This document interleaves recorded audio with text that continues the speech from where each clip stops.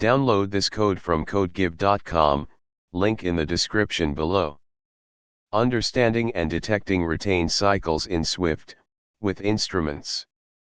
Retained cycles, also known as strong reference cycles, are a common source of memory leaks in Swift applications, and Objective-C as well. They occur when two or more objects hold strong references to each other, preventing the automatic reference counting, ARC, system from deallocating them even when they're no longer needed. This leads to wasted memory and potentially performance issues.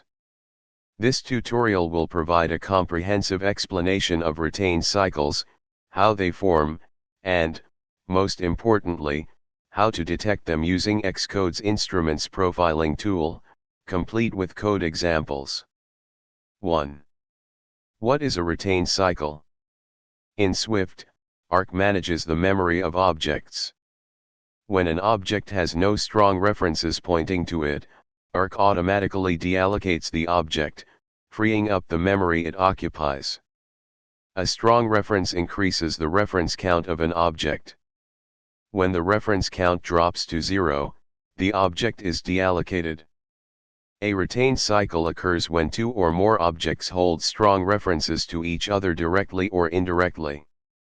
This creates a closed loop where each object's reference count is at least 1, even when they are no longer being used by the rest of the application. ARC can't deallocate them because their reference counts never reach 0. 2. Common scenarios leading to retained cycles. Here are some common scenarios where retained cycles often occur. Delegation a view controller, or other object, often acts as a delegate for another object. If both the delegate and the object it delegates for hold strong references to each other, a retained cycle can form. Closures can capture surrounding variables. If a closure captures self, the instance of the object it's defined in, strongly, and self also holds a strong reference to the closure, a retained cycle can arise. Parent-child relationships in scenarios where parent and child objects hold strong references to each other, for instance, in a tree-like structure. 3. Illustrative code examples. Let's examine some code examples that demonstrate retained cycles. Example 1, Delegate retained cycle. Explanation *. 1. My view controller has a delegate property, of type myDelegate. 2. My object conforms to myDelegate and holds a view controller property. 3. In the initialization of my object, viewController.delegate equals self sets up the potential for a cycle. 4. If viewController within my object is a strong reference, a retained cycle is created.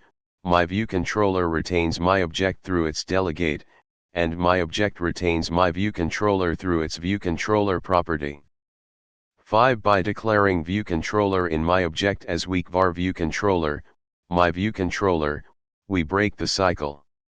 A weak reference does not increase the reference count of the object it refers to. When the object it refers to is deallocated, the weak reference automatically becomes nil. Example 2, Closure retained cycle. Explanation *. 1. My view model has a completion handler closure property. 2. The closure captures self, the myViewModel instance, to call self.doSoMething. 3. If self is captured strongly within the closure, and myViewModel also strongly holds the closure, a retained cycle is created. MyViewModel retains the closure, and the closure retains myViewModel, through self. 4. Weak self in the closures capture list breaks the cycle. This creates a weak reference to self within the closure. If myViewModel is deallocated, self inside the closure becomes nil, allowing the closure, and therefore myViewModel, to be deallocated. 5. The guard let self equals self else return is crucial because self is now an optional. It safely unwraps self and checks if it's still valid. If myViewModel has already been deallocated, self will be nil, and the closure will return early, preventing a crash. 4. Using instruments to detect retained cycles. Instruments is a powerful performance analysis tool included with Xcode. We'll use it to detect retained cycles by tracking memory allocations and identifying objects that never get deallocated. Steps to detect retained cycles with instruments *. 1. Profile your app *. Run your application in Xcode. Choose product profile. This launches instruments. Select the leaks template. You can also use allocations if you prefer a more granular view. Click the record button, the red circle, to start profiling. 2. Reproduce the retained cycle *. Execute the parts of your app's code that you suspect are causing the memory leaks, i.e., the areas where you think retained cycles exist. In the examples above, run the test delegate retained cycle, or test closure retained cycle, function, or integrate the classes and functions into your actual application's flow. Let the app run for a period to allow the retained cycles to build up. 3. Stop profiling *. Click the stop button, the square, in instruments to stop recording. 4. Analyze the results in the leaks instrument *. Leaks summary *. The leaks instrument will show a summary of detected leaks. If retained cycles are present, you'll see leaks reported. Leak detail *. Click on a reported leak in the summary to view details. Instruments will show you a call stack that leads to the allocation of the leaked object. This is critical for identifying the source of the problem. Look for the allocation and deallocation patterns, or lack thereof. Allocation history *.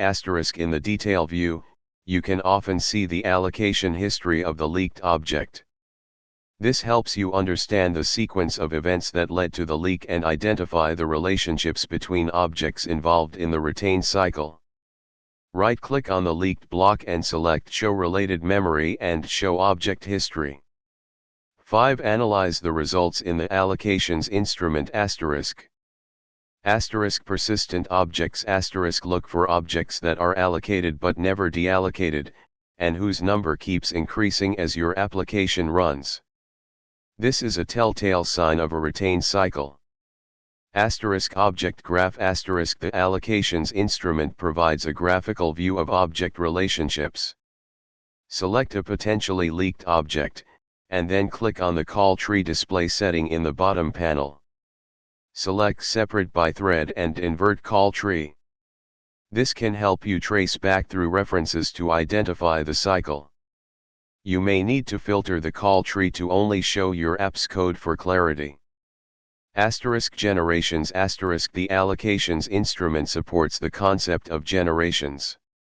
You can manually create a new generation, run some code that potentially creates a leak, and then see what objects are still present in the previous generation. This helps you isolate leaked objects. 6. Interpreting call stacks and object graphs *. Look for circular references *. The key is to identify which objects are holding strong references to each other. The call stack will guide you to the code where the strong references are being established. Focus on your code *. Filter the call stacks to only show the code within your application. System frameworks and libraries can obscure the real source of the problem. Follow the references *. Use the object graph to trace the relationships between the leaked objects. See which objects are retaining them and which objects they are retaining. 5. Resolving retained cycles. Once you've identified the objects involved in a retained cycle, you need to break the cycle by changing one or more of the strong references to either. Weak references *. Use weak to declare a property that doesn't keep a strong hold on the referenced object. The object can be deallocated even if the weak reference exists. Typically used for delegates and parent-child relationships when the child doesn't need to strongly own the parent. *unowned references * use unowned to declare a property that doesn't keep a strong hold on the referenced object, but assumes that the referenced object will never be deallocated while the unowned reference exists. This is less common and more dangerous than weak references. If you access an unowned reference to a deallocated object, your app will crash. It's usually used only when you are absolutely certain that the lifetime of the referenced object will always outlive the unowned reference. *capture lists enclosures * use a capture list enclosures to specify how variables from the surrounding context are captured. Use weak self or unknown self to avoid capturing self strongly. Example of breaking a retain cycle, revisited. In the myObject class, from the delegate example, we broke the retain cycle by declaring the viewController property as weak. In the myViewModel class, from the closure example, we broke the retain cycle by using a capture list in the closure. 6. Best practices to prevent retain cycles. Be aware of object relationships. Carefully consider the relationships between objects in your application, especially when using delegation, closures, or parent-child structures. Use weak and unowned judiciously. Use weak references whenever an object doesn't need to strongly own another object. Use unowned only when you're absolutely sure the referenced object will outlive the unowned reference. Use capture lists correctly. Always consider the capture semantics when using closures. Use weak self or unowned self when necessary to avoid capturing self strongly. Test thoroughly. Write unit tests and integration tests to ensure that your objects are being deallocated correctly. Profile regularly. Use instruments to profile your application regularly to detect and address memory leaks early in the development process. Consider alternatives. For delegates, consider using blocks, closures, instead of delegates, as they might simplify the memory management. However, remember the potential for retain cycles with closures and capture lists. 7. Summary. Retain cycles are a significant source of memory leaks in Swift applications. Understanding how they form and how to detect them is essential for writing robust and memory-efficient code. Instruments is a powerful tool for identifying retain cycles. By carefully analyzing the object relationships and using weak, unowned, and capture lists appropriately, you can prevent retain cycles and ensure that your app releases memory correctly. Remember to test and profile your application regularly to catch memory leaks early.